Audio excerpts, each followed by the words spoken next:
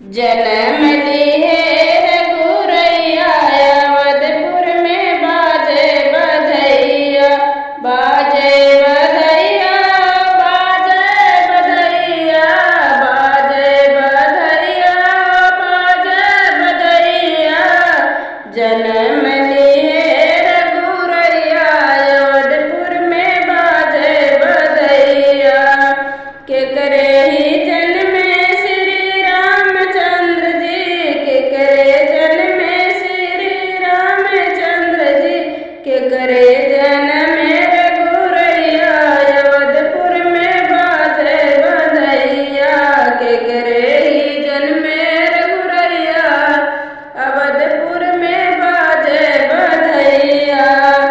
जन्म लिए रघुरैया अवधपुर में बाजे बधैया बाजे बधैया बाजे बधैया बाजे बधैया बाजे बधैया। जन्म लिए रघुरैया अवधपुर में बाजे बधैया। कौशल्या के जन्मे श्री रामचंद्र जी देवकी के जन्मे कन्हैया अवधपुर में बाजे बधैया देवकी के जन्मे कन्हैया अवधपुर में बाजे बधैया। जन्म लिए रघुरैया अवधपुर में बाजे बधैया बाजे बधैया बाजे बधैया बाजे बधैया बाजे बधैया। जन्म लिए रघुरैया अवधपुर में बाजे बधैया।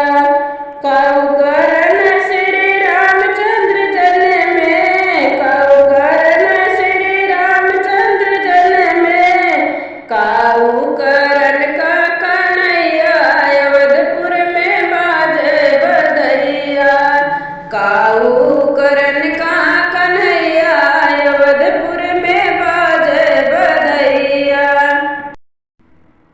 जन्म लिए रघुरैया अवधपुर में बाजे बधैया बाजे बधैया बाजे बधैया बाजे बधैया बाजे बधैया।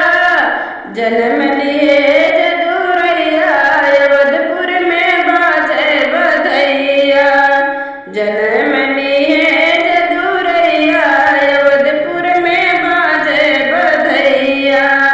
सृष्टि रचन का रामचंद्र जन्मे सृष्टि रचन का रामचंद्र जन्मे रक्षा करण का कन्हैया अवधपुर में बाजे बधैया रक्षा करण का कन्हैया अवधपुर में बाजे बधैया।